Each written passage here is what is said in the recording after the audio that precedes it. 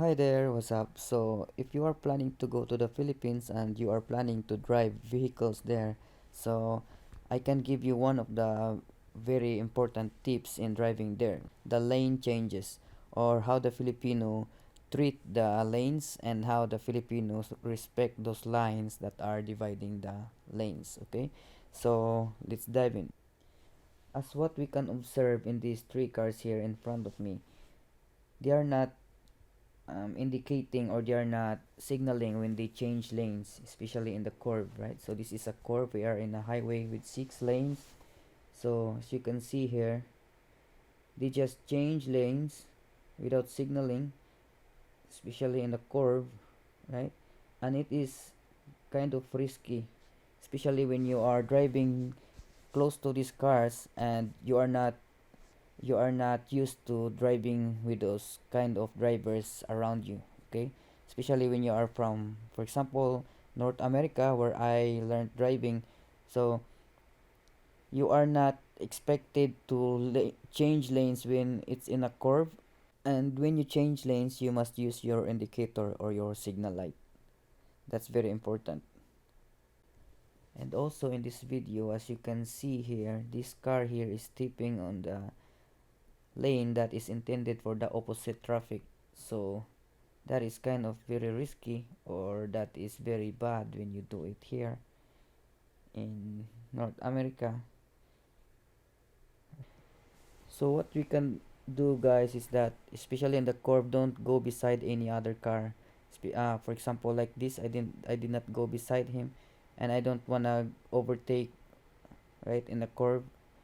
Even in the straight road, don't just overtake, because sometimes they will just change lanes right away. Especially on this one also, example, this blue pickup here is gonna change lanes even though I'm close, and it's not gonna do signal. Okay, see, and he even changed lanes to the most outer lane, right, without signaling. So that's how risky it is here. So in the prevention of accidents, don't go beside any car as much as you can, especially in the curb, and especially with those big vehicles like the trailers or dump trucks, something big like that. And when you pass or you overtake, you better use your horns. You honk your horns so that those drivers will be notified that you are around. Okay, so honking of horns in the Philippines is quite normal because it's used quite often there. Unlike here in the North America or somewhere else, is that you can just honk your horn if it's in an emergency, or like when something bad is happening. Okay, so remember that. And in this next videos here, these are the driving situations here in Canada or North America. As you can see, the lanes are respected. The cars don't just change lanes without signaling, and in the curve also, they don't change lanes, right?